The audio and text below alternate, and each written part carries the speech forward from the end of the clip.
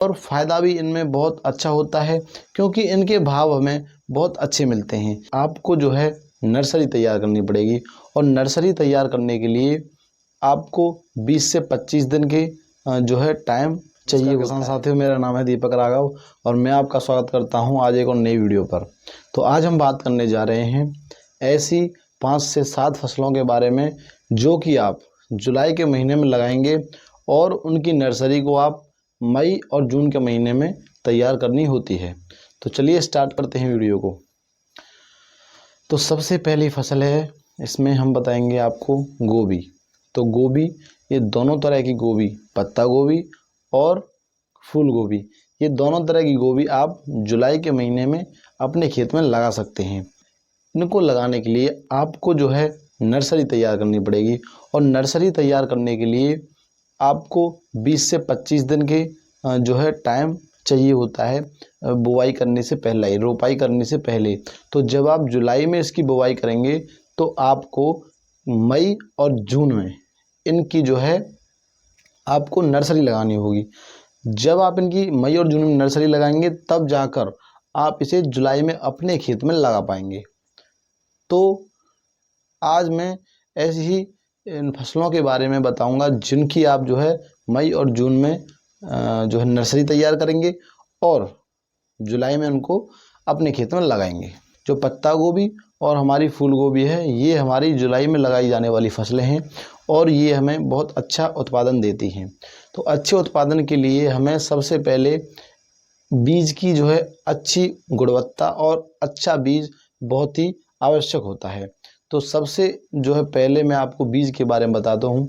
जो बीज है आपको वो अपने किसान विज्ञान केंद्र जो आपके डिस्ट्रिक्ट ज़िले में मिल जाएगा, या फिर आपको जो स्क्रीन पर ये जो कुछ बीज दिखाई दे रहे हैं इनको आप अपने खेत में लगाएं और अच्छे से अच्छा मुनाफा पाएं। दोनों फसलों में आपको क्या करना है कि अगर आप पत्ता गोभी की जो है फसल लगा रहे हैं तो 10 से 12 सेंटीमीटर को आपको ट्रांसप्लांट करके एक प्लांट से दूसरे प्लांट की दूरी और लाइन से लाइन की दूरी आपको 10 से 12 इंच आप रख सकते हैं। और फूलगोभी में आपको 1 फीट और 1 फीट से थोड़ी सी ज़्यादा आप रख सकते हैं, लेकिन 1 फीट बहुत अच्छी दूरी मानी जाती है। तो अगली फसल के बारे में बात करेंगे हम, जो कि है टमाटर की फसल। जो हमारी टमाटर की फसल है उसकी जो वैरायटियां हैं वो आपकी स्क्रीन पर दिखाई दे रही हैं। इनमें से आप कोई भी वैरायटी सेलेक्ट कर सकते हैं और अच्छा मुनाफा कमा सकते हैं। तो ये टमाटर जो है आप इसे जुलाई में लगा सकते हैं। तो टमाटर की खेती करने से पहले आपको इस चीज़ का पता होना चाहिए कि टमाटर को आप किस विधि से लगाएं। टमाटर को आप बांस वाली विधि से, लटकाने वाली विधि से लगाएं तो उसका जो है उत्पादन अच्छा रहता है, या फिर आप नीचे ही लगाएं धरती पर तो मैड विधि से लगाएं। या तो आप बांस वाली से लगाएं तो भी मैड विधि, या नीचे लगाएं तो भी मैड विधि ही लगाकर थोड़ा सा जो है आप टमाटर की खेती करेंगे तो उससे आपका जो उत्पादन है वो बहुत अच्छा निकल के आता है टमाटर की खेती के लिए। तो इसमें आपको क्या करना है, बेड से बेड की दूरी जो आपको लगानी है वो 1 से 1.5 फीट होनी चाहिए और आप अपने खेत में जुलाई में इसको आसानी से लगा लेंगे और अच्छा उत्पादन आपको मिलेगा। और जो टमाटर की फसल है उसका सबसे अच्छा जो उत्पादन है वो जुलाई के महीने में लगाए हुए टमाटर का ही होता है। तो अगली फसल के बारे में बात करते हैं जो कि है मिर्ची की खेती। जो मिर्ची है उसको भी आप अपने खेत में आसानी से लगा सकते हैं जुलाई के महीने में, और इस समय पर मिर्ची का जो है आपको बहुत अच्छा भाव मिल जाता है।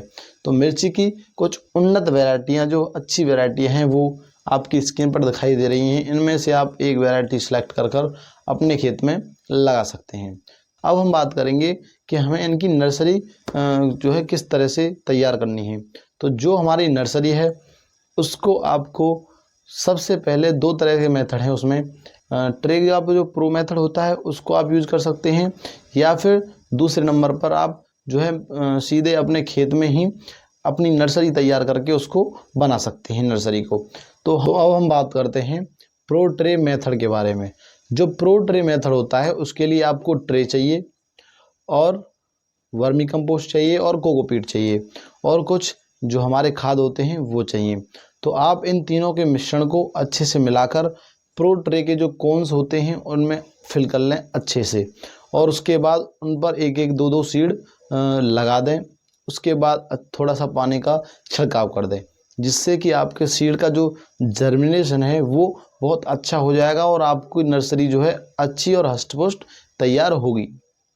ये प्रो ट्रे मेथड जिसमें आप ट्रे का यूज करेंगे ये थोड़ा अच्छा रहता है, क्योंकि इसको आप एक जगह से दूसरी जगह पर कहीं भी उठा के रख सकते हैं। अब हम बात करते हैं जो खेत में आप छोटा सा एरिया लेकर क्यारी टाइप का उसमें बनाते हैं, तो उसके लिए आपको क्या करना है, अच्छे से उसकी अच्छी खाद डालकर या वर्मी कंपोस्ट डालकर उसे अच्छे से तैयार करें, और उसके बाद छिड़कन विधि से, हाथ वाली जो छिड़कन विधि होती है उससे आप जो है अपनी बीज को उसमें छिटक दें, और उसके बाद आपकी जो नर्सरी है वो तैयार हो जाएगी। इस तरह से आप 20 से 25 दिन में अपनी नर्सरी तैयार कर लेंगे, और जुलाई के महीने में आप जो है इसको बोने के लिए तैयार हो जाएंगे। अगली फसल के बारे में बात करते हैं हम, जो कि है बैंगन की फसल।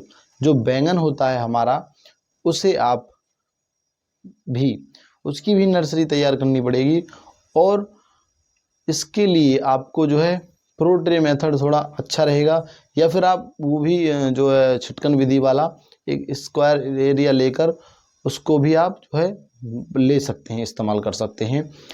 और एक बात ज़रूर ध्यान रखें, उसमें जब आप जो है नर्सरी तैयार कर रहे हों तो उसकी जो है अच्छी तरह से जो है छाया बनी रहे, और उस पर धूप भी ठीक मात्रा में मिलती रहे, इस बात का आपको ध्यान रखना है। तो हम बात करते हैं अगली फसल के बारे में, जो कि है प्याज की फसल। जो प्याज की फसल होती है उनकी अच्छी वैरायटी जो आप अपने खेत में बो सकते हैं वो स्क्रीन पर चली रही हैं। तो इन वैरायटियों में से किसी भी का सिलेक्शन करके आप अपने खेत में आसानी से बोकर और लाखों रुपए का मुनाफा कमा सकते हैं। प्याज की फसल एक ऐसी फसल है जिसने किसानों को कर्ज मुक्त कराया है, और बहुत अच्छा उत्पादन देकर सभी को बहुत अच्छा मुनाफा दिया है।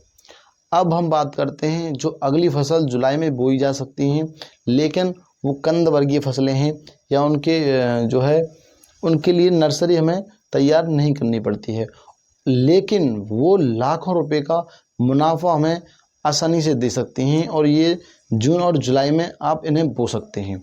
वो है अदरक की फसल और दूसरे नंबर पर हल्दी की फसल। ये दो फसल ऐसी हैं बहुत ही अच्छा और बहुत बढ़िया क्वालिटी का उत्पादन देने वाली ये फसलें हैं, जिनसे कि आप बहुत ही जो है आमदनी कर सकते हैं, और फ़ायदा भी इनमें बहुत अच्छा होता है, क्योंकि इनके भाव हमें बहुत अच्छे मिलते हैं। जैसा कि देखा होगा आपने, हल्दी हमारी जो है 150 से 200 रुपये के बीच में वेरी करती है जब हम मार्केट से लेते हैं, लेकिन हमारे जो किसान भाई इसे होलसेल में बेचते हैं तो 100 से प्लस में ही 100 रुपये प्लस 100 से प्लस में ही इसे प्रति किलो के हिसाब से बेचते हैं।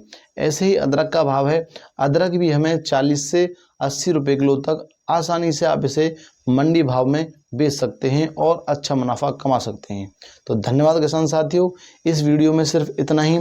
और अगर आपको हमारी वीडियो पसंद आई हो तो आप अपने जो किसान भाई आपके आसपास हैं, वो जो इंटरेस्टेड हैं खेती करने में और खेती को लेकर जागरूक हो रहे हैं, तो उनके लिए ये वीडियो आप एक बार ज़रूर शेयर करें, जिससे कि उनकी मदद हो सके और वो भी इन फसलों को कर मुनाफा कमा सकें।